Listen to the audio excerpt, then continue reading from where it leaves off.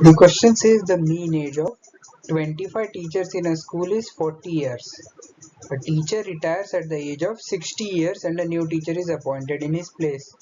If the mean age of the teachers in this school is now 39 years, then the age of the newly appointed teacher is.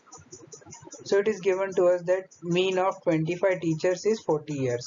So we have the value of x1 plus x2 plus dot dot dot up to x25 upon 25 to be equal to 40.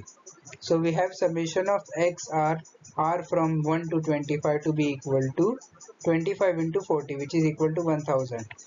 Now it is said that teacher, one of them retires at the age of 60 years.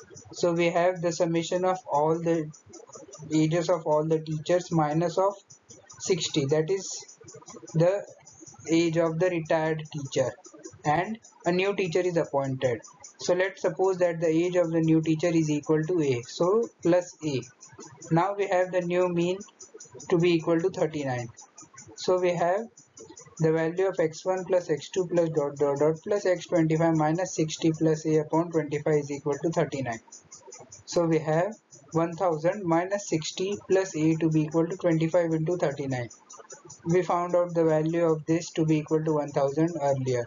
So we have the value of a to be equal to minus of 940 plus 975. So the age of the new teacher is equal to 35.